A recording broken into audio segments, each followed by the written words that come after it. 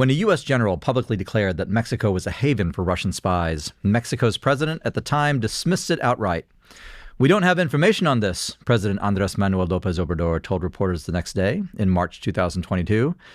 That was not true. His top aides had repeatedly heard from Washington about the increase in Russia's covert activities in Mexico, according to 9 current and former American and Mexican officials.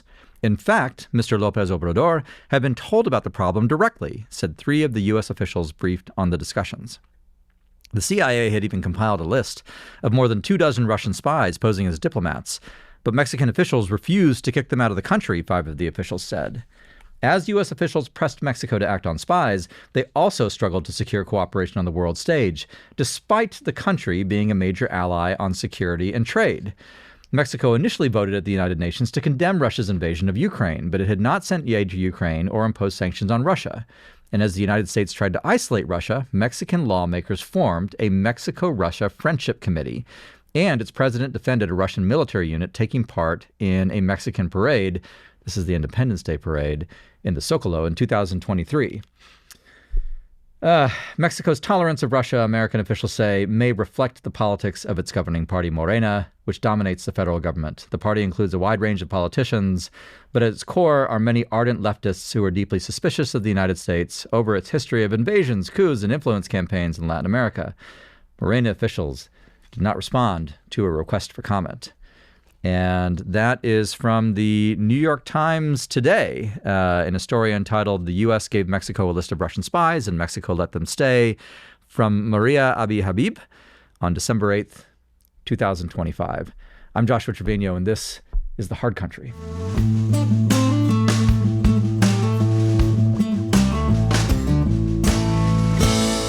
Hello and welcome back to The Hard Country. My name is Ariana Guajardo, and I know it has been a hot minute since we've seen all of you, but don't worry, we are making it up to you today. We're talking about everything from water, security, trade, and so much more. And here to help provide insight is the Chief Transformation Officer of TPPF, Joshua Treviño. Welcome back to the office. It's been a minute since we've seen you. It's been a while. I've been around the world, literally, but it's good to be back, Ari. Do you know how many countries you've been in just this year alone? Well, metaphorically, dozens, but in reality, only 2 or 3. Okay. Yeah. Almost dozens then. Yes, right. For an American traveler, that's quite a lot for Americans these days. It's a lot of time away, but it's good to be back. Well, we're going to be traveling first, I guess, to the Rio Grande Valley with some of our stories. But first, I want to start with this Russian piece that you read. This came out a few days ago, beginning of December. What's happening there? Like, I guess this is new information about how we had originally provided information to Mexico, but they didn't respond with that. Right. It's a sad story, to be honest with you. And even the framing from the New York Times just betrays a lot of naivete. And again, that's not this reporter, Maria Abi Habib, I don't know who she is. So this is not a professional disparagement of her and her work. This could reflect the editor, or it could just reflect the atmosphere at the New York Times. Right. Out of sympathy toward her, though, I will say that the last time a New York Times reporter tried to report critically on the Morena regime, the president of Mexico himself gave out her personal phone number and actually made her so insecure she had to engage private security.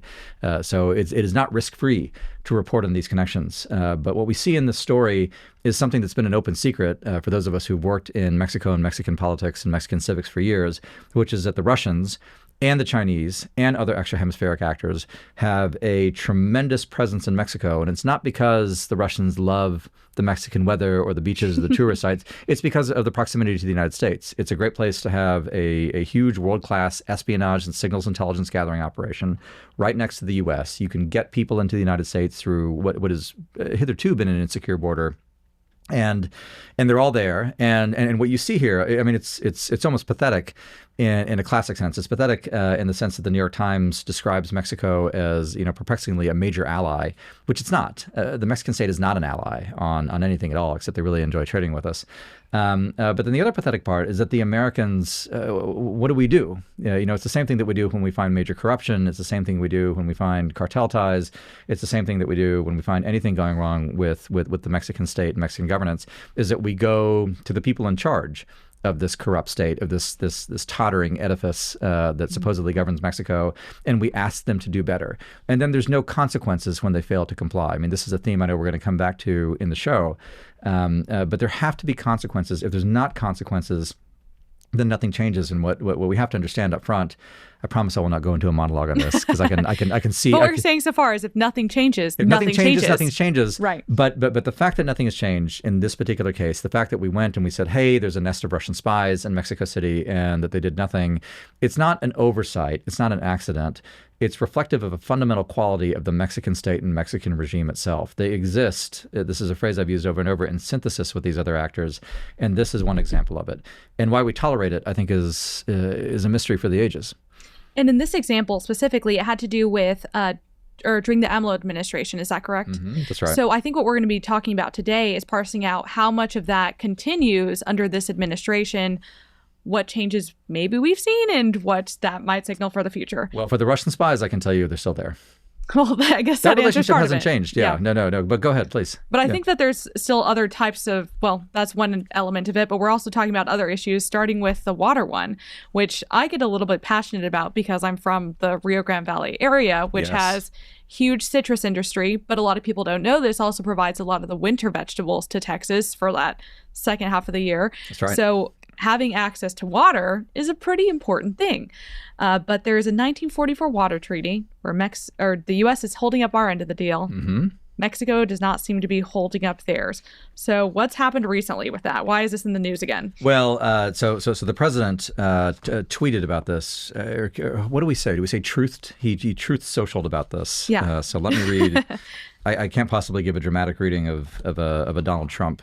Neither of us are prepared to do the voice today. I have to apologize to everyone. Mexico continues to violate our comprehensive water treaty. This violation is seriously hurting our beautiful Texas crops and livestock.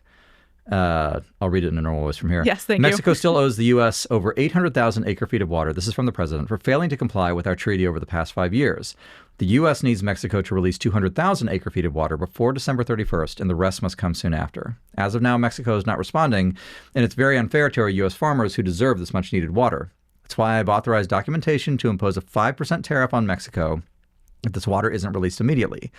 The longer Mexico takes to release the water, the more our farmers are hurt. Mexico has an obligation to fix this now, which is true. Thank you for your attention to this matter. So first of all, you have to congratulate the president for actually taking this seriously, because it's been, as you know, coming from the Rio Grande Valley, this has been going on for years, decades, even. Because we've had this treaty for so long. In some years, Mexico does comply. Other years, they don't. It doesn't comply. And so tell us what industry has been destroyed in South Texas because of this. Well, we used to have a sugar refinery, and I say used to because it had to close down from lack of access to water to be able to actually refine sugar. So I think it was upwards of 500 employees who lost their jobs from that, which, in a population in the Rio Grande Valley is a sizable job loss there. It is. And the refinery is economically downstream of actually the sugarcane growing that used to happen there, which no longer happens because there hasn't been enough water coming from Mexico. For those who don't know, the Rio Grande basin, basically, the Rio Grande itself starts up in Colorado, it goes down through New Mexico, and then ends up being essentially most of the Texas-Mexico border. And the U.S. part of it is we have our water from the Colorado part of it go into Mexico, and they're supposed to return that through the Rio Grande farther south. Correct. Yeah. Right. Two different river basins. Obviously, the Colorado goes one direction, Rio Grande goes the other. But that's exactly right. So the majority of the water in the Rio Grande, once you get essentially more or less 150 miles downstream of El Paso, is recharged at Presidio Ojinaga, which is a border community in Big Bend country in Texas, in a very beautiful place called Junto de los Rios, and so it's the Rio Concho from Mexico that flows in and it effectively replenishes the Rio Grande and gives it enough water so there's actually a stream that flows to the sea. And this is the water that's getting taken in Mexico. So there's not enough recharge to go into the Rio Grande. The Rio Grande actually used to be a much higher river. You could have steamboat traffic all the way up to Roma or even Laredo in some years, depending on how you did it. I just can't even imagine that now. It's impossible to imagine, right? Because now you can wade across the Rio Grande now in most places, actually, including at Roma and Laredo and things like that. And so totally impossible now. But it used to be a much higher river. It's been taken away by agriculture and by kind of urbanization along the river. Right. And what's happening on the Mexican side, and we've talked about this in previous shows, but it's worth restating, is that the Mexican the Mexican excuse, the one that President Sheinbaum had given, is that they're in a drought. Well, that's actually not it. We also have water restrictive conditions, but to your point, we fulfill our end of the treaty. The reason that they don't do it is through chronic mismanagement of resources, but also significant cartel activity. The cartel activity touches everything. Dig far enough into almost any story in Mexico, and you're going to hit cartel activity. The cartels use the water to pursue illegal industry, to pursue illegal growing, to pursue, a host of illegal activities, sometimes just to sell or to hold hostage for local farmers. And the Mexican state doesn't want to deal with that.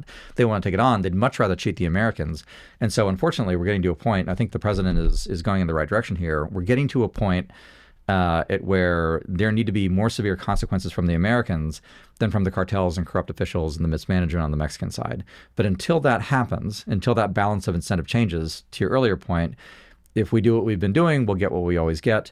Right now, we're getting what we always get. I don't think you can accuse, especially in this first year, I don't think you can accuse the second Trump administration of failing to extend the hand of charity and goodwill to the Mexicans. I really don't. They have engaged in good faith. I've seen a lot of this up close in a variety of ways. And I will give credit to the American side and the Trump administration. They have given the Mexicans every opportunity to engage in a constructive way, but they haven't. And so we now end up with this. We end up with the beginning of consequences, and I don't think it's going to be the end. Right, and I think we'll see how that story continues to evolve. And well, I think he said a December 31st deadline, so we'll see early next year what happens. It's insult to injury. I mean, on top of everything else, with uncontrolled migration, with the fentanyl crisis, with the repeated violations of American sovereignty on the border, now we also don't get water. What kind of a neighbor is this? And is it really an ally? I mean, the answer is no. Last time we were speaking, though, one of the things that came up was how Mexican officials feel as if they are having a better relationship with the U.S. and conceding in a lot of ways. And I will give them credit for for something that happened. So there's an article in the Wall Street Journal titled "How to Save Trump's USMCA." Yeah. And it's reporting how Mexico, for the first time, has become the number one trade partner in the foreign markets. Sure. So and then Canada is a close second. So it seems like the United States, Mexico, Canada agreement really does have some, I guess, good trade happening between these countries. But there's still some violations happening and some offending of the agreement. And who's doing the violations? Well, according to this article, it says Mexico may be the worst offender. And it mentions in a couple of different ways. So what were some of the ones that stood out to you, how Mexico is not holding up their end of this bargain? Well, the two that I'm most familiar with are the failure to liberalize the energy market. So this is one of the big reforms under 2 presidents ago, under Enrique Peña Nieto, that was supposed to happen. Morena came in and effectively killed that energy reform. So that hasn't happened. And there's a lot of restrictions on U.S. agricultural products as well in Mexico, and so they've got a variety of restrictions on GMOs, on like corn and maize varietals that they won't allow in. And so it really isn't a level playing field. And this is something that I think Americans woke up to, in the 2016 election for sure, but even after that, this idea that trade in itself is not an end in itself. And it's totally true that the scale of U.S.-Mexico trade, or the scale of NAFTA trade or USMCA trade with the whole North American bloc is absolutely stupendous. But we have to stop and ask ourselves, is that number the metric by which we judge? And it's not. It's the welfare and liberty of Americans is the metric by which we judge. And the reality is that Mexico has intentionally carved out for itself in more than one sector an uneven playing field. And again, it's an example of 2 things. One, Mexican bad faith. Even when you have a treaty, you just can't assume that they'll abide by it. And we see this over and over and over. Mexican, fundamental hostility toward the United States. Again, they want to benefit from the trade. They want to benefit materially, but they don't actually want to be a positive relationship neighbor with us. And then American failure to enforce consequences when Mexico is a bad faith actor. And USMCA is an example of that. By the way, the article that you're referencing is from November 23rd in the Wall Street Journal. It's by Mariana O'Grady. For those of you watching who don't know her, she's effectively, I'm probably going to get her title wrong. Sorry, Maria Anastasia. But she writes on Latin America for the Wall Street Journal opinion page, and is an absolute must read on these topics. Yeah. Well, the other thing that's interesting is that the negotiations for that agreement, or the, I guess, renewal period for it, is happening this summer. That's right. So if you're pulling out your crystal ball and thinking what's going to happen here, what is it that you're expecting? Well, not the renewal, but the recommitment. I think they're calling it reviewed this year, and then they recommit. That's correct. The review of USMCA. So the way that USMCA was created was that 6 years after ratification, there has to be this review process, and, Right. and countries can either recommit to it, they can renegotiate it, they can recommit to it as exists, which is not going to happen, or they can just exit the agreement. But even when you exit the agreement, there's still, I believe, like another 6-year waiting period. So the soonest that you're out is by statute is 2032. Or by treaty, I'm sorry. And so that review period is happening now. It's got to wrap up no later than July 1st, 2026. So we really aren't that far off. We're 7 months as we're taping right now from that. There's been a lot of public comment on it. What is a bit troubling to me, in full candor, in looking at it, is that there doesn't seem to be an effort on our end to create linkage between the USMCA issues and the other issues that we have live with Mexico. What do you mean by that? So we have to understand, thank you for asking. Yeah. We have to understand, I was just waiting for an opportunity to say what I meant with that. What we have to understand is that USMCA is existential for the Mexican regime.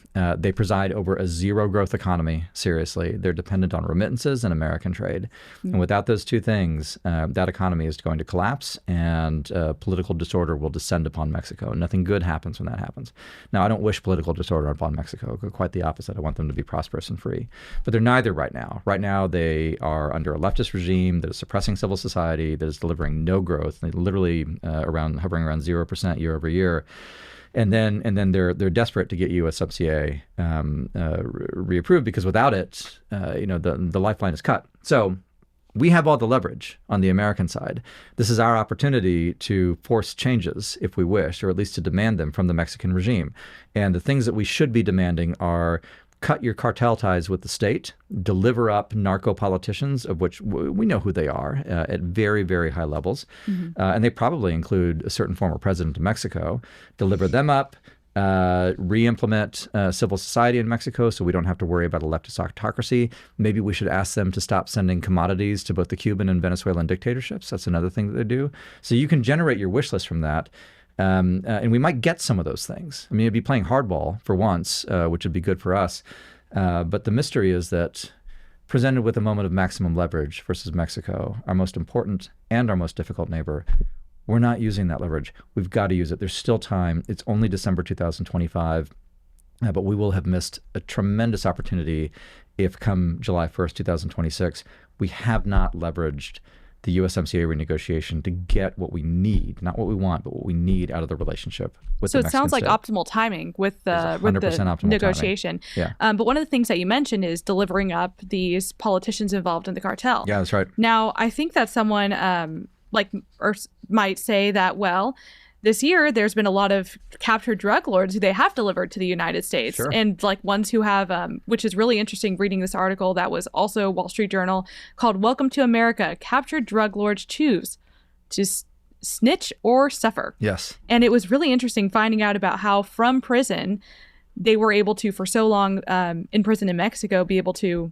be provided with weapons, with everything they needed to be able to run their businesses even from behind bars. Correct. But in the last few months, they've continued to deliver these over to the United States, and hopefully we're getting intel from that. But I think it sounds like you're saying that that's not enough. It's not enough, and I will be a rare voice who says that, because the majority consensus in Washington, D.C., and certainly in the United States government itself, is that this is exemplary cooperation. By the way, there's something unusual about this story. So this story ran on December 2nd in the Wall Street Journal. Wall Street Journal, by the way, great Mexico coverage. Good work, that's what I've been noticing. Yeah, I know, it's really good. Well, we did start with the New York Times story, so yeah. they do good work as well in the foreign sphere. But these extraditions, the Wall Street Journal printed the story on December 2nd, and the story, by the way, is by Steve Fisher and Santiago Perez. These were all already known. I mean, these were reported back in, I think, February, March, if I remember correctly. And so, you look at some of the names: Rafael Caro Quintero, who killed Kiki Camarena back in the 80s. Like this was all known. Like, this was all known. So the question you have to ask yourself in all these things is, why is there a new story on it, going over information that was already known? Well, the probability, I think the editorial rationale is that there's new details about it. Derek Maltz standing up and saying, "Welcome to America." Almost literally a scene from Narcos Mexico, when the Texas State Troopers show up and say, "Welcome to Texas, boys." My favorite scene. But so did we get an IRL version of that where they come into America? It sounds like we did get get an IRL Yes. version, and I congratulate Mr. Maltz at DEA for being able to live that out. But the question is why, and I think it's it's to create a narrative that Mexico is cooperating, and look how much they're doing. They're doing all they can. They're delivering these 55 narcos, which is good. They should do that. But the thing that we cannot forget, first of all, 55 is a drop in the ocean. All right. Secondly, they're delivering everybody but the politicians who are necessary for the alliance with the state and the cartels. And that is what the Mexican regime will do anything to avoid giving up. When you do see a politician giving up, I will bet you money, a very small amount of money, but money nonetheless, that it will be a politician who is a thorn in the side of the ruling clique around Claudia Sheinbaum. That's my guess. But they will do anything to avoid giving up the real hinge of the problem, the real hinge of the state cartel alliance that has dominated Mexico for years, which is individuals in the Senate and governance, in governors' palaces across Mexico, mayors, and so on. That's what they're going to do their best to avoid. And so this right here, I think the uninformed observer, which unfortunately includes a lot of people in Washington, D.C., will look at that and say, great work. We have a new relationship with Mexico. It's fantastic. The Mexicans are much more savvy than that. And I've said this on the show before, and I'll say it again. We cannot underestimate the canniness and the intelligence and the perspicacity of the Mexican regime, because it is, they can't deliver clean water in Mexico City, but they're actually very good at managing the Americans. This is part of Estado Unidense management, in my view, is to deliver these crooks, whether they're small time or big time, while making sure that major politicians stay safe, which is the class that they really care about. And as long as that class remains untouched, we, the country, are going to be dealing with the Mexican cartel problem until the end of time. We have an opportunity to cut it off. We should do that. Well, just for fun, I want to push back just a little bit and ask, do you still see this as a step in the right direction as compared to the AMLO administration? Like, could you have imagined this happening under that regime? I mean, everything is a step in the right direction compared to the AMLO administration, but I think we would call that the soft bigotry of low expectations. I mean, Scheinbaum's an improvement. Omar Garcia Harfuch is an improvement. Getting these 55 narcos is an improvement. But that's not the metric. We should demand full accountability from the Mexican state. And look, if you talk with Mexican officials writ large, I won't name names, but it's a commonplace over and over. They always want to focus on the improvements. Well, we didn't do this. It's like our end of year review. You're always presenting putting your best foot forward, or a little bit, or at least the highlight reel in the front. I hope your end of year review is not with Mexican narco officials. Not this year, but not this year. Yeah, but they should be held to the standard, which is it's nice that you are less criminal. You shouldn't be criminal at all. Yeah. And like you were saying, what you think would make a difference then is the Mexican politicians being held accountable. 1,000%, 1,000%, and we know who they are. Well, to get on to what I found to be the most flashy headline, also Wall Street Journal, Mexico's president has a murder problem. Another Maria Anastasio Grady piece, yes? Right. So in the 13 months since Sheinbaum has been president, there have been 9 mayors who have been murdered in Mexico. Yeah. That's a staggering number. I don't know how... I don't know if I had realized that number was that high. I think I'd heard about a few of them throughout the year, but seeing them all together like that is just astounding, and it's a little bit frightening, especially for an American. Like, we would be surprised if that happened to 2 mayors in the United States and be wondering what was happening. We would, and Mexico is just another year. The death rate among local politicians and journalists in Mexico is always through the roof. There was one off-year election. It was either in 21 or 22, forgive me, but something like over 1,000 candidates that were killed across the country. You just become numb to the numbers. Yeah. It's incredibly shocking. Now, interestingly enough, they mostly were not Morena candidates. Couldn't tell you why. But that's it. It happens over and over and over. And so, and the one that caused the big stir was the mayor of Uruapan. Uruapan, Michoacan. Thank you. Yeah. Yes. So his name was Mayor Carlos Manzo, and he was someone who it seemed like was fighting cartel corruption, so had local popularity. It seems like, at least for that reason. And guess what political party he was not in? I'm guessing the Morena one. What? Correct. What Yes. a shock. Yes. So this poor man shot in public. Was it on Day of the Dead, right? Or there was some, I thought it was him or another one that there was, Possibly. that was shot because of that, or Possibly, during yeah. that. Yeah. There's so many. It's hard to keep up with which one is which. Dia de los Muertos is interesting. Sorry not to take too much of a detour, No, but, please go. but it's an interesting phenomenon in Mexico. Of course, it's from Oaxaca, I believe. Some wit will correct me, but it's a southern Mexican, predominantly syncretic, indigenous Catholic phenomenon. But it's not pan Mexico. But now there's a big Dia de los Muertos parade in Mexico City. Do you know why there is? Why? I'm just curious. Do you know why? No. The reason there's a Dia de los Muertos parade in Mexico City, where it was never effectively celebrated before, is because at the opening of one of the James Bond movies, they had one, and apparently after this movie came out, I don't remember which one it was. I think it was No Time to Die. I'm not entirely sure, but was it No Time to Die? Quantum of Solace? Sorry, I forget. You're asking the wrong It was person for James Spectre. Bond. That's what it was. It was Spectre. Anyway. Pretty sure it was Spectre. So at the opening of Spectre, it takes place in Mexico City, and James Bond is I guess murdering somebody in the middle of this Dia de los Muertos parade. Everybody saw the movie, and so people started like booking trips to Mexico City to do this parade. So they actually went ahead and put on a parade for the tourists, and now people think it's they'll go because I've been there adjacent to it. And it's actually quite amusing to talk to like a European or an Anglo-American who will say, "I'm here to see the culture." I'm like, "Well, this culture comes from a James Bond film, more than anything else." But give the Mexican civic authorities credit for adaptation. Same with Coco. You remember that movie? Yes. Yeah. It's actually a good film. I Did you not like disagree. it? No, I don't like it, but I don't like the theology that comes out of it. So I dislike it for different reasons. Okay, well, that's fair. I get it. It's beautiful. It's colorful. Sure. If you're evaluating it for theological purposes, but actually, it is a pretty fun movie. So, well, I'm glad you have a. I would not lead people piece to an of Pixar art incorrect that you can enjoy.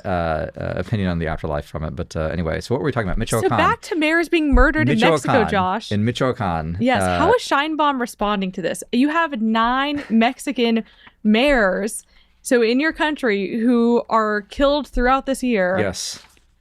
What's her response to that? Her response is to launch the Plan Michoacán por la Paz y la Justicia. So it's the Michoacán Plan for Peace and Justice. And it's more of the same. So in response to Carlos Manso being shot to death in public in front of his family,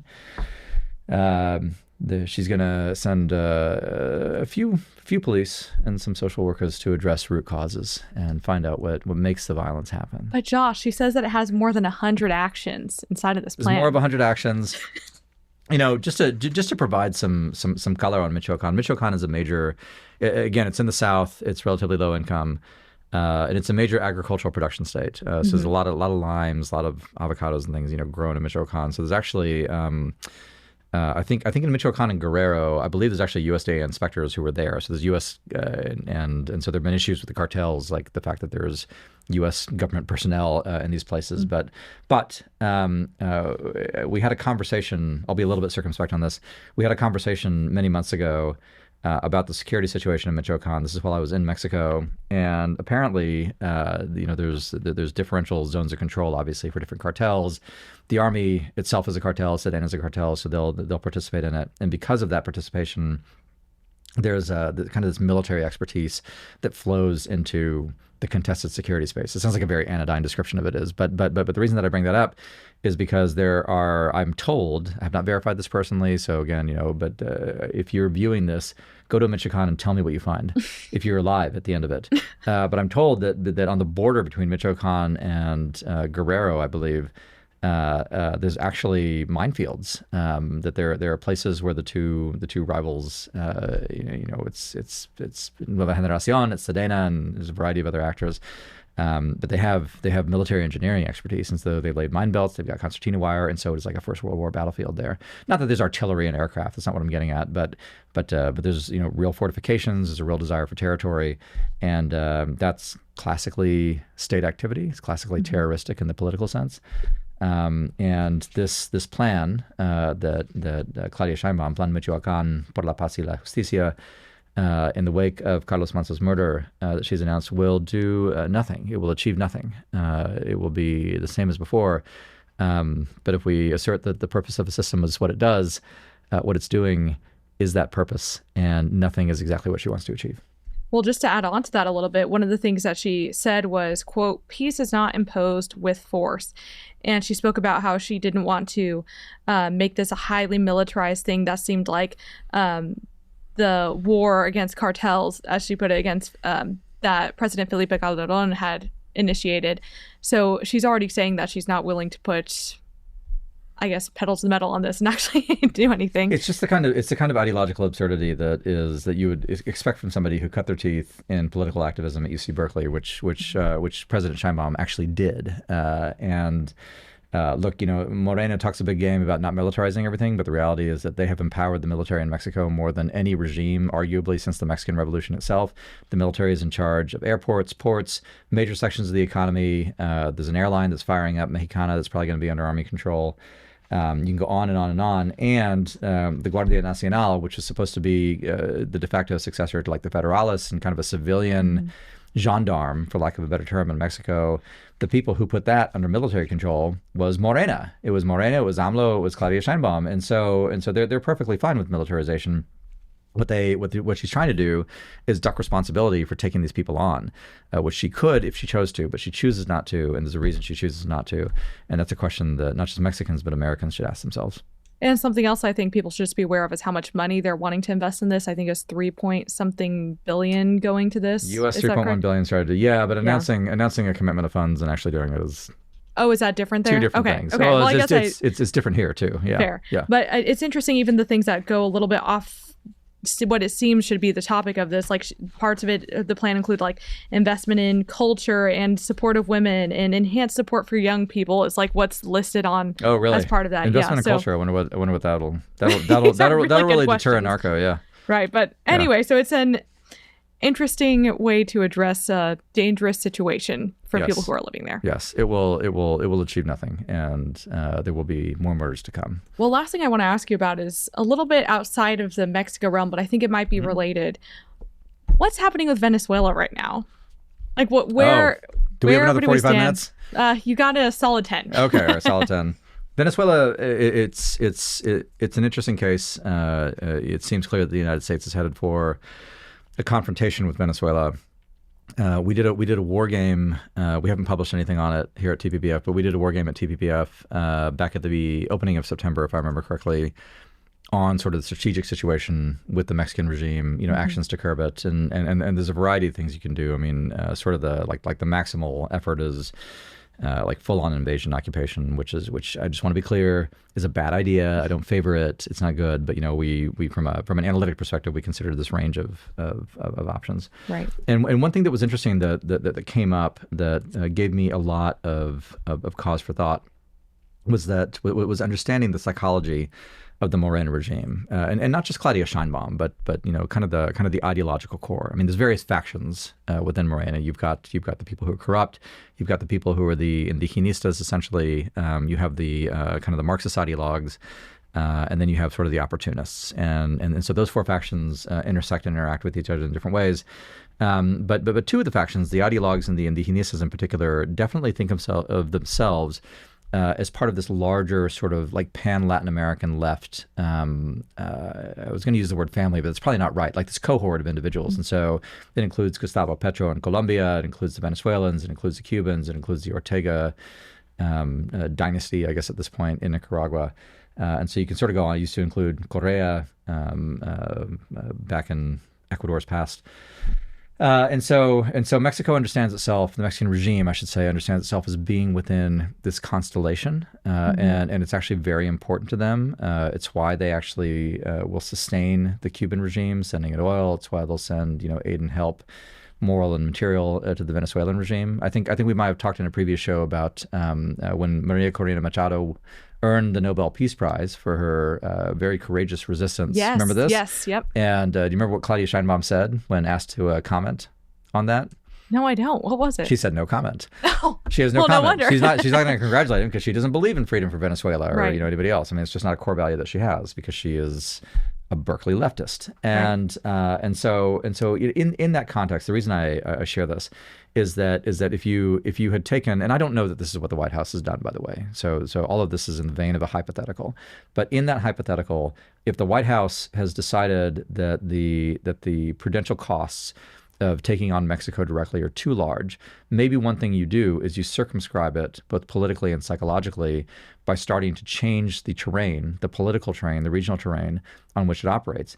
And frankly, if we do end up, incepting the departure of Nicolas Maduro from Venezuela, that would achieve a lot. It would increase U.S. credibility a lot, and it would again give us more leverage versus the Moreno regime in Mexico, and it could be instructive on their end. So that may be one thing that's happening with Venezuela. I think ultimately, though, and I had a piece in National Review with Melissa Ford. You remember Melissa Ford? Of course I do. I love Melissa. She used to co-host the show. Yeah. So she and I had a piece in National Review early last week on this, talking about how the kind of the constellation of imperatives and interests within the Trump administration point toward what we're seeing with Venezuela now.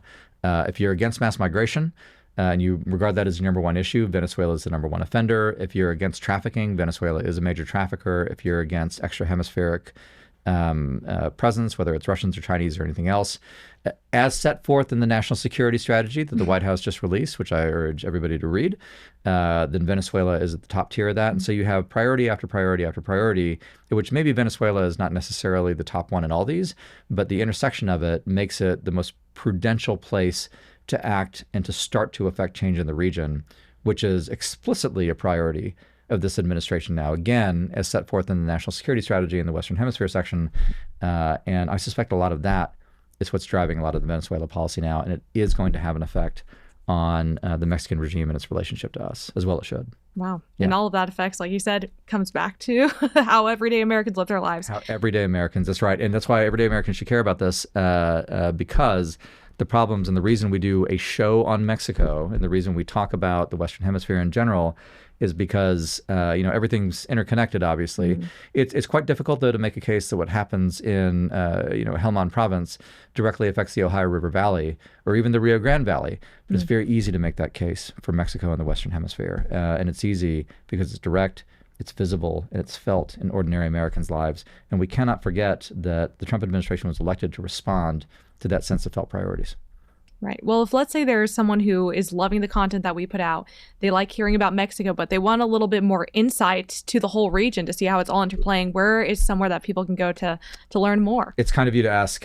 So there's another podcast. Sorry, it's another podcast. But I'm hurt, but it's okay. At the America First Policy Institute, which is a close sister institution of the Texas Public Policy Foundation, Melissa Ford, former Hard Country co-host, and I do a podcast called Western Front, in which, and it doesn't overlap topically. So you and I do Mexico, Melissa and I do the Western Hemisphere writ large, and we talk a little bit more about those regional dynamics. And I think that this is a good, I think it's a good background for people to understand the region as a whole. Yeah. And then having us on this podcast be able to dissect Mexico in particular and how that specifically affects Texas. So I hope people do listen. The first episode's already on YouTube, I believe. It is. So you just go to the API channel. We'll put a link in the description, I assume. And where can people check out your most recent article? My most recent article? at National Review. nationalreview.com, and look up Venezuela, and you'll find it. It's there. Well, thank you, Josh, for taking the time, and I'm glad we got to get through so many issues today. Everyone, thank you guys so much for watching, and we'll see you next time.